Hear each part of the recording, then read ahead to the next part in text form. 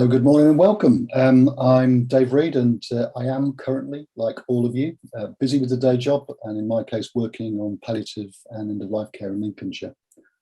But thank you for joining the NHS Project Futures Compass 03 today and for joining this event that will give you an insight into the Change Management Institute and how it can support you in your work. So let me start with a few words about the format of the virtual event. You'll see on the right of the screen a panel detailing chat and Q&A, and the chat is probably obvious. And the Q&A is for you to put questions to Kev, Liam and Mike as you think of them, if you'd like to. The game code's been given on the screen at the beginning of this session for arriving on time. You can write this down in the notes tab on the right-hand side of the screen. And you'll also be given a game code at the end of the session. And just so you know, towards the end of the presentation, there'll also be a bit of time just to look at, just to deal with any Q&As. So now to introduce your speakers today, it's Kev Patel, Liam Crosdale and Mike McTavish. So first of all, Ket. So Ket is a very qualified change management practitioner with some qualifications and accreditation from the Change Management Institute itself, so of which more later. He's got over 20 years of experience of leading change and transformation within financial services, technology and consulting. He's also the UK co-country lead, or country co-lead for the Change Management Institute. And in this role, he works to build relationships with industry bodies and academia to raise awareness of the Institute and to share best practice about how we can deliver change better. His other interest, which you'll encounter big time, is, if you get more involved, is his interest in social media and facilitating discussion that help the profession to challenge their beliefs and understanding to deliver the best outcome for those impacted by change. And now on to Liam. He's also a UK country co-lead. He's an accomplished change professional specialising in change management, organisational development and leadership development. During his career, he's led global change initiatives, leading organisations through periods of intense change, working closely with leaders and managers to find new ways to inspire and motivate, and with individuals to unlock their strengths to realise their potential. Now, Liam's on a mission to raise the profile of change management and the value that it offers, and he's an active member of the Institute, as well as serving as mentioned earlier, as the UK co-country lead. He's got an impressive array of qualifications. I have to say I was quite intimidated by them, but amongst them, which is an MBA specialising in organisational development and change, an MSc in Programme and Project Management, and a BSc in Business and Management. So finally, Mike McTavish, chapter co-lead. He's gained experience in change and transformation in financial services and real estate over the last decade. One of his personal interests, and mine actually, is neuroscience and how that drives behavioural change. So he's joined the Buckingham chapter of the Change Management Institute in 2019, and his aim is she wants to share ideas and practices within the chapter to drive capability and recognition of the value of change management in the industry as a whole. So with that, three very accomplished individuals, what I'll do is now hand you over to their tender care.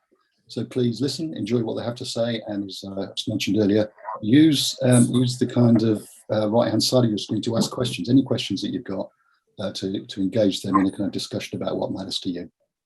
And with that, I'll hand over. So, Ket, Liam, Mike, over to you, mate.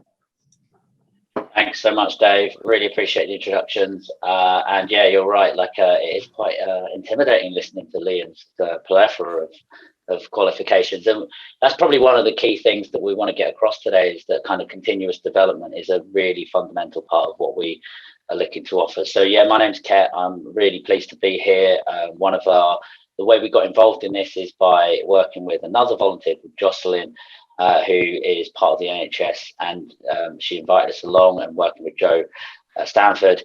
And so it's really great to come and talk to you about kind of building professional capability. What we were going to start actually by doing is, one of the things we recognise is a challenge actually for most organisations, is to understand what change management really is about. So we spent a bit of time working with practitioners to try and generate some materials that can be taken by any practitioner from our website to help position what change is all about. And we've got a video I'd like to show you just to kick us off, which is what is change management. So I'm hoping that will get queued up now, and you'll get to hear a little bit of what we think change management is all about.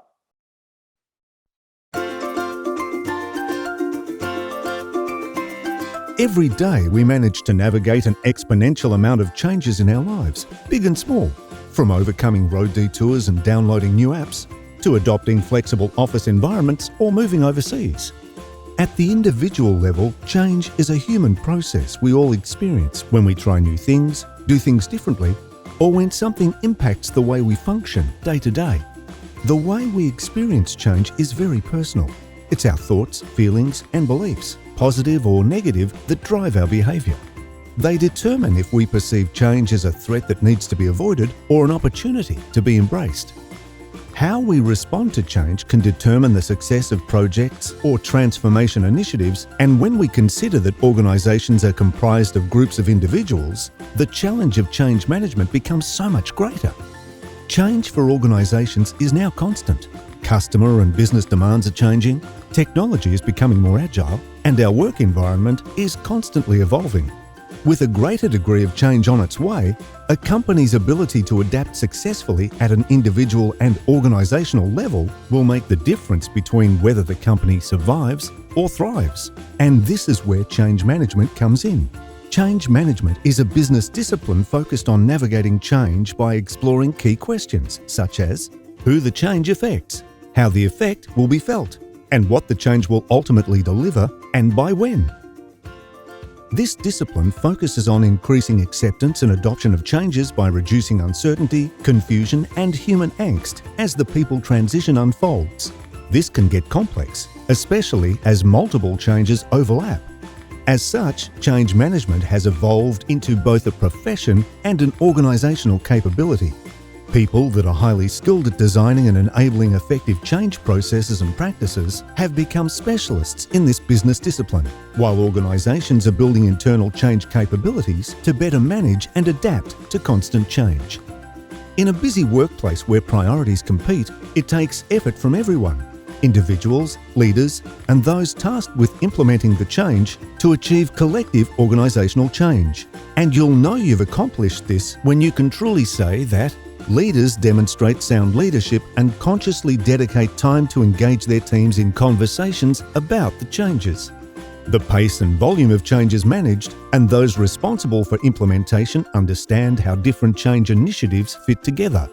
Project frameworks incorporate strong people change processes. Change is implemented with true and transparent input from those impacted. And change processes are managed through effective partnership between change professionals and business leaders. To help you on your change journey, connect with the Change Management Institute today. We're all about supporting our members and our community to be better connected, to strengthen capability, and enhance credibility.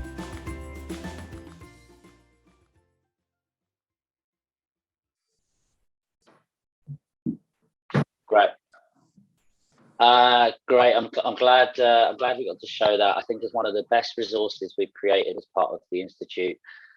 It really explains for me that kind of importance that change management plays in the delivery of benefits for projects. On one side, we talk a lot about the importance of readying a business for the change that is about to come. And on the other side, we talk about the adoption of those changes. And together they enable the business benefits to be delivered. So I hope you find that. I mean, that is a free resource, completely accessible to anyone. Go to the website, you'll find them. We've got a couple of others we'd like to show you today. But again, for us, it's really about helping push an understanding of what change management is about. But we also support a wide variety of practitioners. So we've got a couple of questions we'd like to ask you just to understand kind of who's listening today, what their experience is and where they're sort of coming from. So we can kind of shape some of the content we talk about today to make it the most valuable.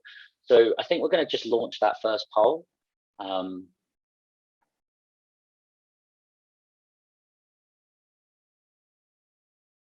Great. So yeah, this first one really is just looking at, I've forgotten which one that we put up first. Someone remind me, because I can't see it on my screen. Brilliant. Sorry. Thanks, Chris. Yeah, this is actually really important. We'll come on to why this is so important. But of course, most of what we do within the change space is around kind of projects, right? The project is largely the vehicle under which change is taking place. So you've got people who are project managers, you've got people who are change managers, you've got a mix of people who kind of do a little bit of both. And then you've probably got people who are not involved at all. So, people that are outside the project, people who are looking to impact. So everybody, from my experience, I'm sure the other guys would agree, it's important to have an understanding of what change is, of what that role can be in terms of where you play. And I can see a sort of the numbers are coming in.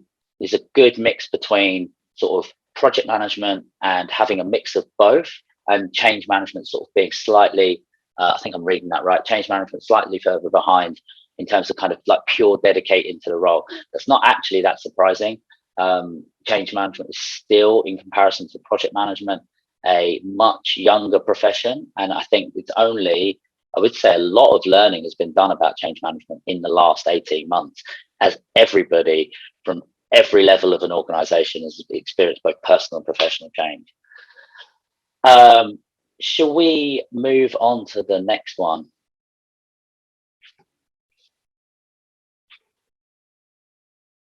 Lovely. So we're just going to look a little bit about that kind of level of experience that individuals have within the project arena.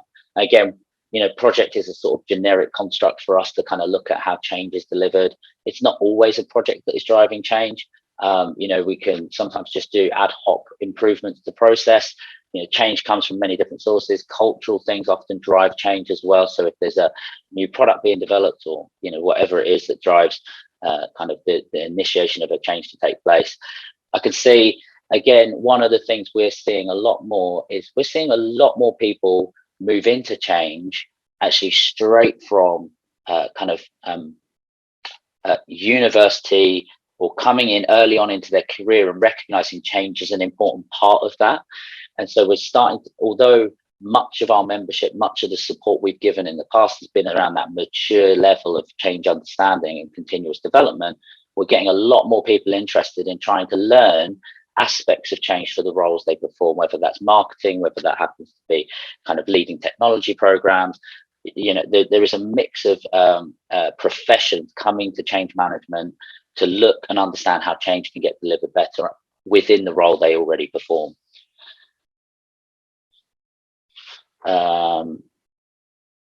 And should we move on to the next poll?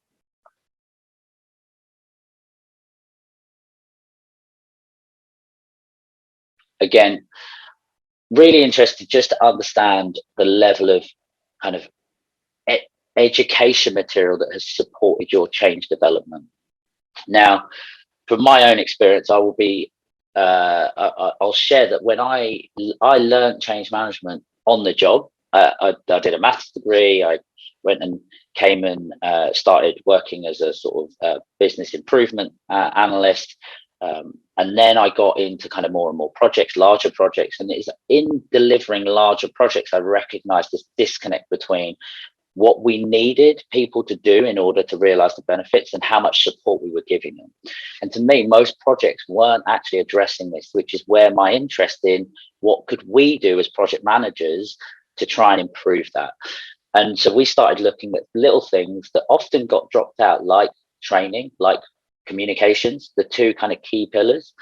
And by injecting more of this into projects aimed at your target audience, we had a much better chance of landing change.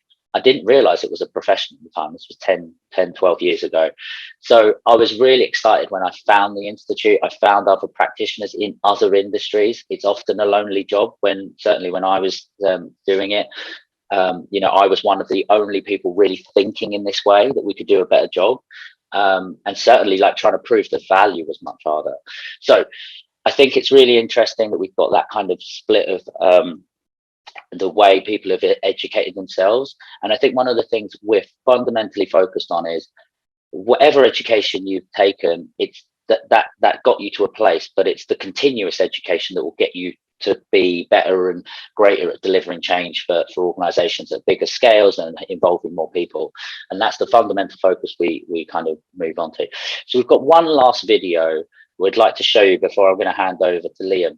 And this video really is about the context of a change manager and a project manager coming together to work in unison. Often there is a dynamic where it's like project versus change management, and really what we're trying to say is a huge amount of overlap and commonality in the work we're trying to do. We just have different focuses which we can leverage. So I'd love it if we could just play that last video.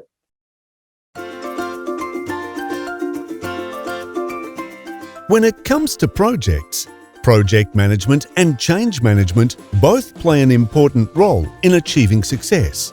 However, it can sometimes be a little confusing trying to separate the two.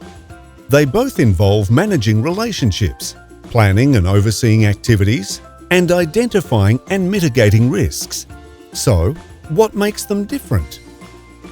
Project management is the application of knowledge, skills, tools and techniques to activities to ensure project requirements are met. Project managers typically initiate, plan and deliver the project, and often use a methodology or structured approach to achieve the desired outcome. More specifically, a project manager focuses on project activities, outputs, outcomes and benefits, solution design ensuring project requirements are met, and the progress of works and management of time, scope, budget and quality. From a project manager's point of view, a project is considered to be a success if it has been delivered to scope, time and budget and is technically accepted by the business. But what happens if a project is delivered successfully and the benefits are not adopted and realized by the business? This is where change management comes into play. Change management focuses on the optimal adoption of new practices by those impacted by projects or programs of work. In a project environment, change managers typically use their deep understanding of the psychology of change, specialist tools and frameworks to design the human change process. Alongside the project manager, the team, and in consultation with the business, they also plan and advise how to integrate the project outcomes into the organization. More specifically, a change manager focuses on who the stakeholders are, such as employees and customers, the context into which the change is being delivered, communication, engagement and adoption, skills and capability development, including leadership coaching and ownership, and change readiness to ensure the change is sustained and sticks. Unlike project management, a change manager's success is measured on the realization of benefits and the adoption of the new ways of working. Can a project manager also manage the change elements? Yes and no. It really depends on the size and nature of the change. The integration of change management and project management creates value, and together provide a unified approach for achieving the desired results and outcomes of organizational change. To help you on your change journey, connect with the Change Management Institute today. We're all about supporting our members and our community to strengthen capability, enhance credibility, and to be better connected.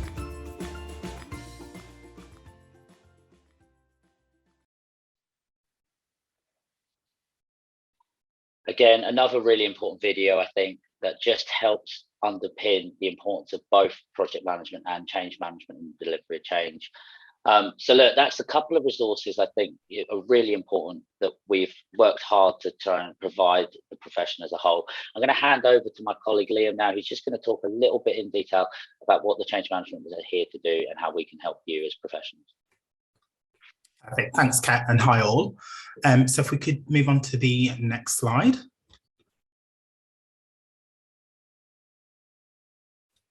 So today's agenda is really just to provide you with an overview as to who we are, as Kat had mentioned, and talk to you a bit about our community. And by community, we mean both our members, our volunteers, as well as our non-members, and then share with you some of the offerings that we have available in order to support you and connecting you beyond today. So who are we? The Change Management Institute is sorry, if we could just go back one, sorry, Kat. Thank you. So yeah, the Change Management Institute is a global independent non-for-profit association of change professionals. It was created by members and it is also operated by our members and our volunteers. We're constantly striving to push boundaries of the change management profession, as we alluded to earlier. As you'll find out throughout today's presentation, our membership is diverse, and we do appeal to anyone who has a passion or an interest in change. And regardless if you're at the top of your game, whether you're just starting out as a new graduate or you're wanting to make that career change, or just simply have an interest in change and transformation going forward. The current level of business, technology and economic and political and social disruption requires a much faster and more agile response to change. And we at the Institute appreciate that. And therefore, being globally connected is key to us. And again, throughout today's presentation, we will share with you some of the activities and some of the offerings that we have available in this space.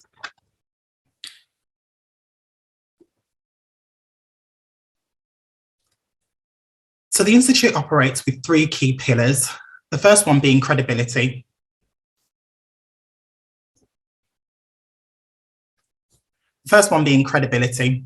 And as you can see here, the first pillar is around us being a global leader and strengthening our connections across the globe and really embracing change and building that change credibility within the professional space. The second pillar is around being connected. And this is really about that membership community that we alluded to earlier in today's presentation. And it's, again, trying to extract best practice from not only our members, but also our volunteers and creating that central hub and developing white papers. And again, we will go through this in more detail as we go through the presentation. And the third and final pillar is around capability. And we do have a number of offerings available, which we will go through in a bit more detail in the presentation, that can support you as well as your organisation in developing in the change space.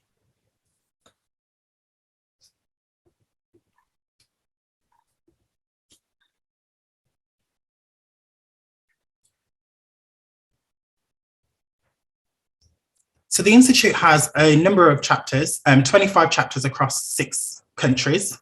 Again, strengthening, these numbers are increasing as we strengthen our global presence.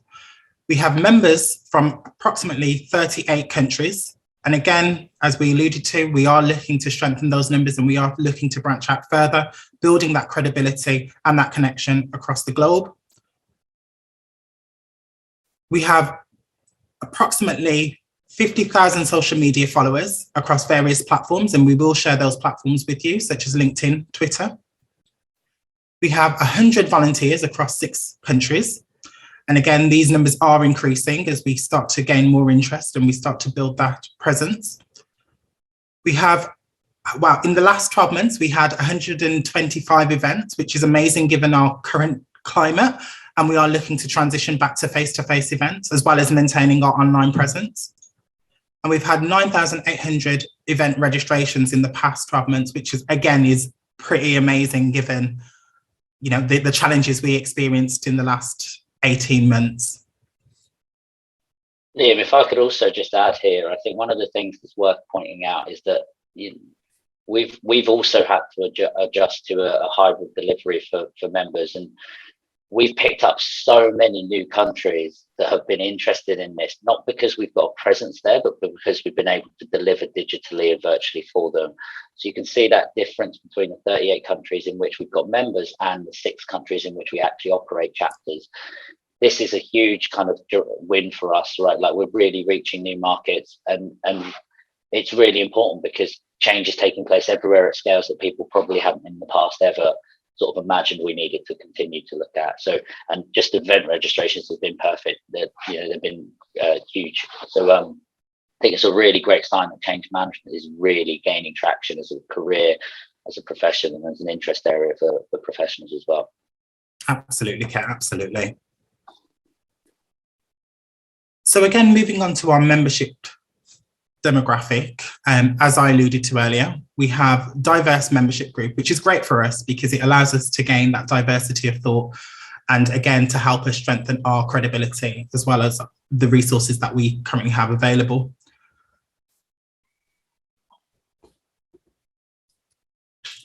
So here are some of the interventions that we currently have available. We have various panel discussions. And again, this is a great way for us to, and our members to kind of gain some blockers as well as some root causes in terms of how we can move forward. And the insights then developed into white papers that again is available to our members on the portal. We have live and virtual events. Again, these are great ways for key speakers to attend our events, share some of their challenges as well as their experience, for our members to gain some really key takeaways from those sessions moving forward, as well as networking with other change professionals. We have podcasts, which we recently launched, which are a great way for us to share some of the insights that we've gathered in a more digestible format for our members. And we have research that takes place. We're working with a number of universities in this space. Sorry, was someone going to say something then? No, sorry, I think that might have been me, just to make a piece, sorry, Liam. Okay, no, that's fine. And we also have some research going on as well. So we're working and partnering with a number of universities to create that academic view as well as the industry view of how change is approached, which is a great way to, again, creating that diversity of thought. We have global trends, and with these global trends, we have global themes that we are using. So for example, we will be developing global themes for next year. So each theme, we tend to have a quarter. So last year we had, this past year, we had culture, people and culture, we had technology, as well as a number of other themes that we tend to utilize and help build out. And these themes are usually generated by understanding what the future holds. So some predictive analysis tends to take place to help us really develop our offerings going forward. And the last piece is around our career insight. And we have a number of offerings such as the accreditation, the maturity, and again, it's a great way for change professionals like yourself to build that credibility in going forward, as well as strengthening your change capability also. Yeah, if I might add also here, Liam, I think one of the things that, Mike and I have been talking with Joe about is just the importance of that professional community that is being built within NHS around project delivery. So we have found that these mediums of content delivery have served the needs of our members, depending on what kind of time they have available to kind of dedicate to this. This is just a range of things that you as a community could also start to build, and actually something Mike and I will hopefully talk, ask, to reflect on, and we will help to develop is, which of these sorts of things would you like to get off the ground for yourselves as a community of practitioners looking to share best practice? We found that, by running podcasts with our accredited change managers, we can give kind of career insights, we can give kind of case studies to people at digestible formats, and we can really dig into kind of lessons that have been learned. Live and virtual events, as Liam says, we've got a fantastic program of them. And what we do is we bring really deep insight on a particular area to practitioners. And again, not difficult to run, just requires, someone within the community, within your network to kind of take that on as an action, as you have with this conference. So I think what we're really saying is we're really so we ourselves are kind of motivated when we see organizations build communities of best practice and want to share it. And if we can replicate sort of a mini version of what the Change Management Institute are doing with the kind of things we offer within an organization and help support that, that's a really, really powerful action. Thanks, Kat. So I'm going to just pick up now. Thanks for that, Liam, just for that quick overview. I'm going to pick up now some of those key things that we provide our members with, and really to help understand kind of what change management is, what does it take to be a good change manager, and how do we recognize good change management? And lastly, how do we continue to evolve that thinking so that it isn't stuck by changes that we've delivered in the past? It's continually developing. So there are sort of four key areas of collateral that we provide, or that underpins our offering. The first and foremost is the change management body of knowledge. This is the core practices and principles under which change management is delivered. The second, which is built off of the body of knowledge, is the change manager competency framework. So for every knowledge area, it defines the competencies required, and it defines them at 3 levels, which I'll come on to in a moment. The second to last item is an understanding of organizational maturity. So we have a model that allows us to help organizations understand where they are in the context of their change capability as an organization. So the first two really look at individual capability, whereas the third, organizational change maturity model, is really looking at the capability of the organization as a whole. And the last one is the accreditation, accredited change manager approach, the accreditation approach, which allows people to take their practice, apply it against the competency model, and be accredited to being able to deliver change to certain levels. Now, I just want to highlight at this point the difference between like education, certification. A lot of the tools out there will help you understand theory behind how to apply the tool. They won't actually test necessarily in any great detail your ability to practice change and to generate results from them. So the accreditation is really focused on your practical experience. There is no training involved. It's really about assessing your capability and delivering against the maturity model. So we do have a little video I'd like to show you later on about accreditation, but I'm just going to briefly talk about the change management body of knowledge and the competency model. So as we said, the change management body of knowledge is the underpinning textbook to change practice delivery. It's undergoing a revision as we speak. We're expecting a new edition to come out soon. We're hoping that we might be able to actually get a copy of that to some of this group so that they can see what that looks like. But one of the most important things about this is it's now taking into account some of the areas we just previously spoke about, like design thinking. It's looking at the ideas of neuroscience and the impacts that has. So these were areas that were traditionally sort of outside of the competency framework for change management. And now with, the advances in and the greater awareness of what neuroscience and design thinking and systems thinking and other areas and disciplines bring to change management, we're bringing them in as part of the competency assessment framework.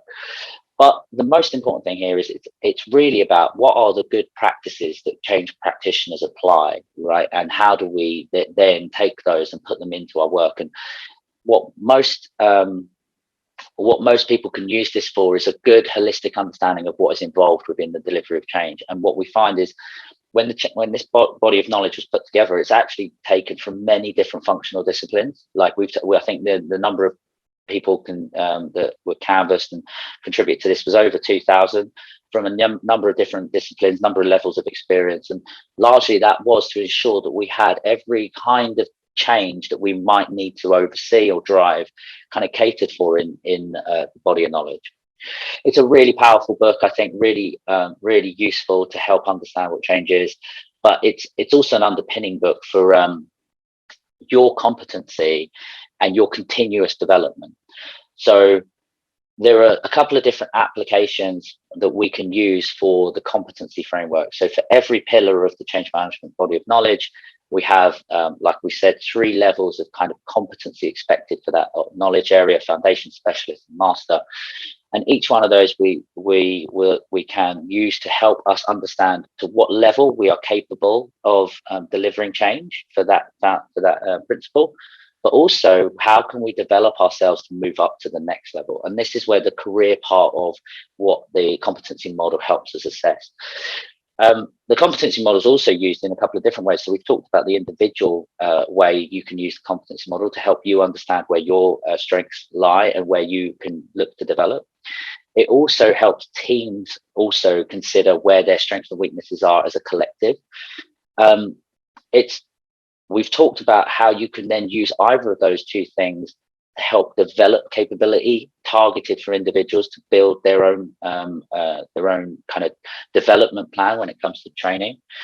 And then lastly, as a collective tool across the organization, it really helps build a strategic approach to building change capability across an organization. Going from individual capability all the way to organizational capability is a fundamental part of the maturity of the kind of change capability. And the competency model is just a fantastic tool to help with trying to make that a more structured approach, but also where we are with change management now is it is a much more fundamental profession that people recognize as its own in its own right, and a career path is emerging, and people are really investing in making sure that people come to change not just from 5 or 10 years experience elsewhere, but actually start thinking about change from the moment perhaps they leave college or university. So actually, I was going to talk through this, but I think the video does a better job than I could of just describing the accreditation. So if I could ask that the video be played, our last video, it's only 45 seconds. Want to stand out from the crowd and have your change capabilities recognized globally?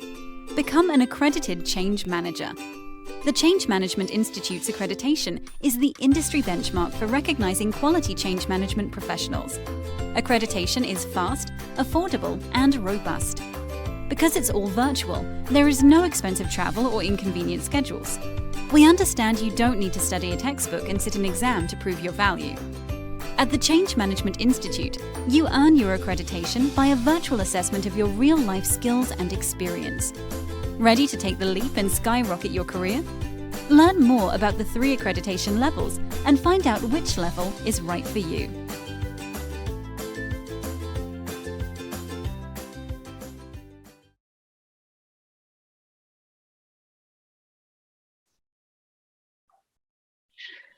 So again, free resources available on the website.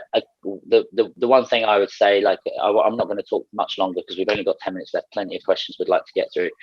But the one thing that the accreditation really is there is to help you with that career progression. If you're going to kind of think of change as the direction you'd like to take your career, and you want to professionalize it, accreditation is a great way of helping you develop that career path.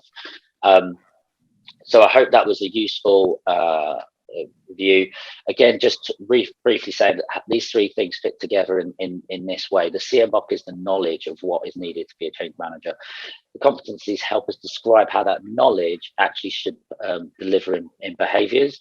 And then the accreditation really is an assessment framework that helps us understand to what level you've managed to meet those and where you can go to develop further. So again, it's really about that continual professional development. We really invest in it because it's the fundamental kind of making the profession out of this, out of change management. I'm going to skip that, but what we're going to go straight on to now is just the Q&A. We did want to ask you guys to share with us anything that you might find useful as a community. And I'm just going to hand to Mike, who's just going to talk briefly about what he's been doing working with Joe and why that kind of understanding that you need as a community can help us. Thank you, Ket. Hello, everybody.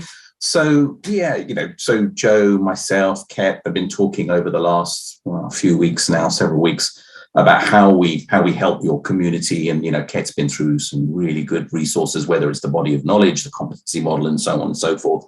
And what we want to try and do is find a way, find a model, find a framework where we can kind of help to put that all in context, because there is a lot there. And, I remember my first time, it can be a little bit overwhelming. So what we want to do is have a framework, have some sort of structure around it to help you to leverage, maximize the benefit, and work in conjunction with you and your team to do that. We're working through that model. We haven't quite got there yet. But within the next few weeks, I'm confident we will, and we'll. So you'll be hearing a lot more from us on it. But the Q&A will be really useful, and I notice there are quite a lot of questions, and that will help us kind of just understand some of the subtleties of how we kind of arrange this proposition for you. Yeah, thanks, Mike. So yeah, I'm really conscious of time. Dave's still got to do a bit of a wrap up as well, so we don't want to squeeze him too much. So we go to the questions from the ones I can see in my. So the first question is, where do you see the link or difference between change management and quality improvement methodology? It's a really good question. I kind of also think of quality improvement as kind of continuous improvement, and I don't know if that is the right interpretation. But one of the things I think change at any scale, whether it's big transformation or whether it's kind of continuous improvement, they all require the thinking behind change management, which is what is it that we're changing and how does it affect somebody, and what are we doing to ease that transition for them. Now that is that's the thinking a change manager goes through, And whether that's a small change isolated to a small team, or whether it's a big transformational change affecting every organization, that to me is the kind of, it's the thinking remains the same. What changes is often the volume of activity related to that. I don't know, Liam, Mike, if you've got other thoughts. No, exactly that. I think, the question, I'm just reading it now, talks about engaging people, shared goals. And that's kind of what, that's what we're all about. And, you do that, as Ket says, on different scales. So I think it's a really good alignment here. Yeah. Hopefully that answered the question. But again, happy to take it offline. Good, thank you very much. So the next question is it fair to say that PMO do not necessarily know how to integrate change management into projects? Any advice in terms of roles and management within PMO teams? That is a hugely loaded question, perhaps, but I think it depends on how PMOs are set up, and I think it depends on how projects are organised in companies. I've seen PMOs where they have no role in actually coordinating the level of activity resource allocation, and they're very much an administrative function. And I've seen PMOs that are genuinely driving the prioritization and alignment of all the projects. So it just depends on how the PMO is set up. I think a PMO has the opportunity, a huge opportunity, to see where change is going to get hard, where you're hitting the same people at the same time with a huge volume of change. They have the opportunity, but it's whether it's valued by the organization to give PMO that role, and whether PMO, those in it, actually see the value for the role themselves. So, for me, there's a bit of an internal purpose, right? Like, why am I here? I want the organization to deliver projects successfully. So as a PMO, I should be looking at where are we likely to cause, challenge or fatigue from too many projects on too many people at the same time. I think it comes fundamentally down to how the PMO is defined. And it's about education, isn't it? As you say, Ket, and getting them to see the benefit. And if I may, there's a question there's a nice segue. There's a question in the chat about business cases. One of the ways that I found is really useful to get people understanding about change and engaging and kind of appreciating it and building it into their plans, even and factoring them into their PMO plans, is to get them to think about adoption, get them to think about benefits. So to think back to the business. Yes. And quite often, if you do that at the right time, at the right level, all of these business cases, you have somebody senior, the senior exec putting their name to it, because they're promising to deliver benefits. And if you if we can kind of make sure they understand that and work that into their thinking, then you're in my experience, that's a really good way to start that conversation. Yeah, underlining benefits, definitely. Good, thank you very much. I think we've got time for last more question. Project management historically came very much out of defense, engineering, and oil and gas sectors, which likely affected the shape of prints and other tools. Which industry sectors and tools are driving change management thinking? That's a really great question. I would say, so I specialize in technology adoption, so implementing new systems. I see that technology and the speed at which we want technology to be implemented and processes to be improved via technology, it's driving a disconnect between the value you create from that technology and the people that are meant to use it. And therefore it's calling upon the profession to step in.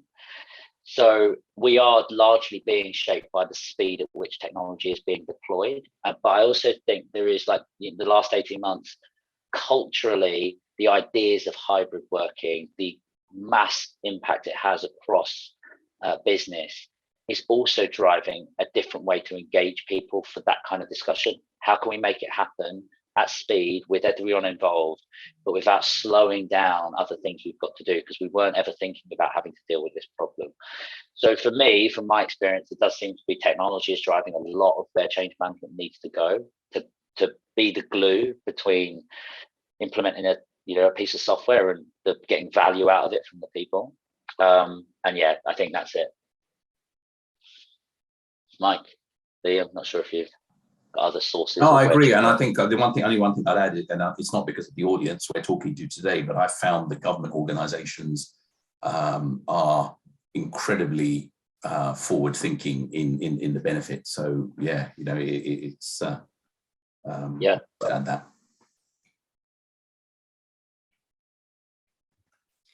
Good, thank you very much. I think that was the last question for today, as we haven't got much time left.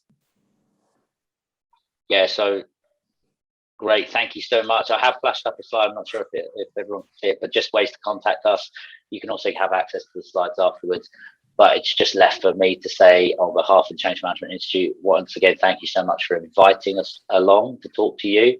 We hope to be back at the next one you run. We hope to keep the conversation going by understanding where we can help you build that community of change practice inside the NHS, so that you can share your knowledge amongst each other.